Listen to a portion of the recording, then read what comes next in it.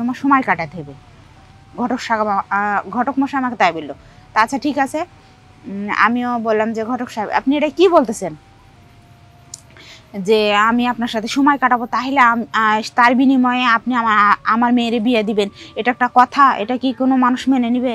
তো আচ্ছা ঠিক আছে, যদি না মানে নেন তাহলে আর করার কিছুই নাই। তা আমি অনেক ভাবনা চিন্তা করে দেখলাম কি করব, এছাড়া তো কোনো উপায় নাই আমার। কারণ আমার মেয়েটাও বিয়ের বয়স চলে যাচ্ছে, এই টাইমে যদি বিয়ে না দিই তো শেষ পর্যায়ে আমার মতোই একটা মানে হয়ে যাবে। তা আমি অনেক ভাবনা মানে করলাম, টেনশন করলাম। তারপরে ঘটক সাহেবকে ফোন দিলাম যে ঘটক সাহেব সমস্যা নাই, আপনি যা বলতেছেন আমি তাতেই রাজি, তবে আমার একটা শর্ত আছে। তো বললো কি শর্ত? তো বললো আমি আগে আমার মেয়েরে বিয়ে দিবেন, আমার মেয়ের জীবনটা নতুন করে শুরু করবে, 1 মাস সংসার করবে, তারপরে আপনার আমি তার বিনিময়ে আমার জীবনটা বিলীন করে দিব। কারণ আমার জীবন তো আমি বুঝতেই পারতেছি শেষ হয়েই যাবে, এরপরে তো আমি আর দ্বিতীয়বার মুখ দেখাতে পারবো না। মানুষ যদি জানাজানি হয়ে যায় তাহলে আমি কি করব? তখন তো আমার মরা ছাড়া কোনো উপায় থাকবে না। তাহলে আমার মেয়েকে আগে আমি একটা কুলে লাগাই, তারপরে আমি আপনার সাথে সে কাজটাই লিপ্ত হব, তাই বললাম। তখন ঘটক সাহেব রাজি হইল। ঘটক সাহেব একটা ভালো দেখে একটা চাকরিজীবী ছেলের সাথে আমার মেয়ের বিয়ে দিল। আমার মেয়েরে নিয়ে ঢাকা শহরে তারা চলে গেল। আমার মেয়েটা সুখে শান্তিতে সংসার করতেছে। আমি এখন ঘটক সাহেবের সাথে যেটা কথা দিছিলাম সে কাজ করতে এখন আমাকে বাধ্য, কারণ আমাকে সে তার উপকার করছে। আসসালামু আলাইকুম, কেমন আছেন সবাই? আশা করি ভালো আছেন, আমিও ভালো আছি। আমার কিছু বাস্তব কথা তুলে ধরতেছি। আমার বয়স প্রায় 40। আমার একটা মেয়ে আছে, আমার মেয়েটাকে বিয়ে শাদী দিব চিন্তা ভাবনা করতেছি। তো আমার মেয়েটা দেখতে অসুন্দর, এখন হচ্ছে যে বিয়ে শাদী হয় না। তো এখন ঘটকের কাছে অনেক ছেলে আছে, কিন্তু আসলে আমার মেয়েটা অনেক কালো, এই জন্যে বিয়ে শাদী দিতে পারতেছি না। এখন কি করা যায় সেই চিন্তা ভাবনা, মাথা অনেক মানে টেনশান, কি করব। তারপরে একদিন ঘটকের সাথে কথা বললাম যে ঘটক সাহেব আমার মেয়েটার তো বিয়ে শাদী দিতে হবে, তো কি করা যায় বলেন। তো ঘটক বলল যে শুনেন, কি করবেন, আপনার মেয়েরে তো মনে হয় 500টা ছেলে দেখাইছি, তা আপনার মেয়েরে ওদের পছন্দ না, কারণ আপনার মেয়ে কালো। তো এর জন্য আমি কি করতে পারি, তারা তো পছন্দই করে না।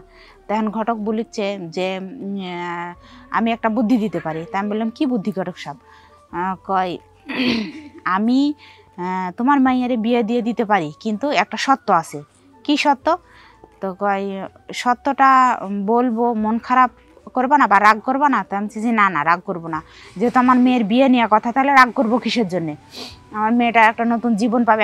আমি তো অনেক কষ্টে সৃষ্টে মেয়েটাকে বড় করছি, আমার হাজবেন্ড নাই, এটা তো ভালো করেই জানো, তাই বললাম। তো আচ্ছা ঠিক আছে, সমস্যা নাই, তো আমার সাথে তোমার সময় কাটাতে হবে। ঘটক মশাই আমাকে তাই বললো। তা আচ্ছা ঠিক আছে, আমিও বললাম যে ঘটক সাহেব আপনি এটা কি বলতেছেন যে আমি আপনার সাথে সময় কাটাবো, তাহলে তার বিনিময়ে আপনি আমার মেয়েরে বিয়ে দিবেন, এটা একটা কথা? এটা কি কোনো মানুষ মেনে নিবে? তো আচ্ছা ঠিক আছে, যদি না মানে নেন তাহলে আর করার কিছুই নাই। তা আমি অনেক ভাবনা চিন্তা করে দেখলাম কি করব, এছাড়া তো কোনো উপায় নাই আমার। কারণ আমার মেয়েটাও বিয়ের বয়স চলে যাচ্ছে, এই টাইমে যদি বিয়ে না দিই তো শেষ পর্যায়ে আমার মতোই একটা মানে হয়ে যাবে।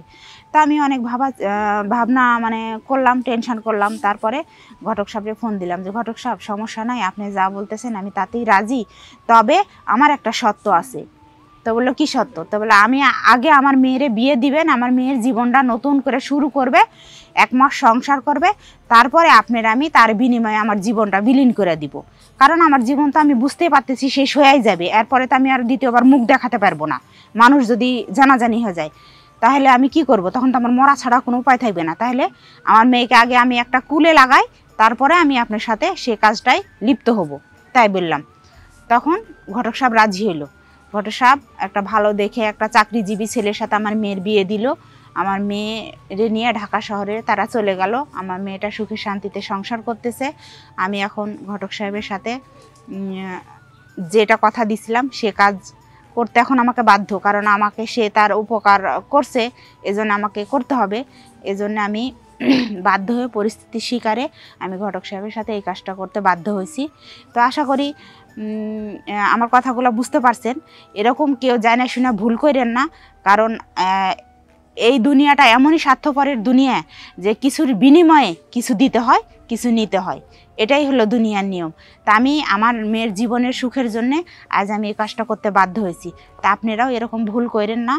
তো হচ্ছে যে তাহলে পরে পস্তাইতে হবে না। আজ আমি আমার নিজের জীবনটা শেষ করে ফেলাইছি। আজ আমি মানুষের বাসায় বাসায় কাজ করে খাচ্ছি, মেয়েটার সামনেও কোনো সময় যা দাঁড়াইতে পারি না, খুব কষ্ট লাগে, নিজেকে খুব ছোট মনে হয়। তারপরেও এখন করার কিছু নাই। আমি তো আর নিজে আত্মহত্যা করতে পারবো না, আত্মহত্যা মহাপাপ। তাই আমি মরতেও পারিনি, এখন জিন্দা লাশের মতো বাচ্চা রয়েছি এই দুনিয়াতে। তো আমার মতো ভুল আর কেউ করেন না। সবাই ভালো থাকেন। আশা করি আমার কথাগুলো বুঝতে পারছেন। আল্লাহ।